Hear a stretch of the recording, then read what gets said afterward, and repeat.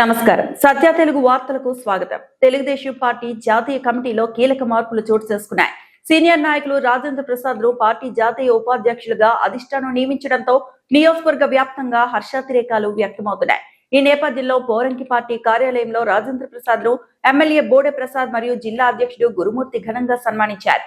Party బలోపేతానికి రాజేంద్ర ప్రసాద్ చేసిన కృషికి తగిన గుర్తింపు లభించిందని కార్యకర్తలు సంబరాలు చేసుకుంటున్నారు. తెలుగుదేశం పార్టీ జాతీయ ఉపాధ్యక్షుడిగా నియమితులైన రాజేంద్ర ప్రసాద్ కు సొంత నియోజకవర్గంలో ఘన స్వాగతం లభించింది. పోరంకిలోని పార్టీ కార్యాలయంలో పెనమలూరు ఎమ్మెల్యే బోడే ప్రసాద్, కృష్ణా జిల్లా టీడీపీ అధ్యక్షుడు గురుమూర్తి మరియు ఇతర ముఖ్య నాయకులు ఆయనకు మర్యాదపూర్వకంగా కలిసి దుశ్శాలువతో సత్కరించారు.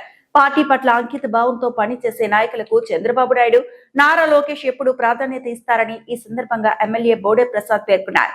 మరోవైపు ఉయ్యూరులోని రాజేంద్ర ప్రసాద్ నివాసానికి పెదవోగిరాల, ఈడుపుగల్లు గ్రామాలకు చెందిన టీడీపీ శ్రేణులు క్యూ కట్టారు. రాజేంద్ర ప్రసాద్ ను కలిసి పుష్పగుచ్చాలు అందించి శుభాకాంక్షలు తెలిపారు. రాబోయే రోజుల్లో ఆయన మరిన్ని ఉన్నత పదవులు చేపట్టాలని వారు ఆకాంక్షించారు. ఈ కార్యక్రమంలో దుర్గా మల్లేశ్వర స్వామి దేవాలయ సభ్యులు వెలగపూడి శంకర్ బాబు, మహిళా నాయకురాలు సుచరిత, బీసీసీఎల్ అధ్యక్షులు సంగీపు రంగారావు సహా పలువురు కార్పొరేషన్ డైరెక్టర్లు, సర్పంచ్లు మరియు మైనార్టీ నాయకులు పెద్ద సంఖ్యలో పాల్గొన్నారు.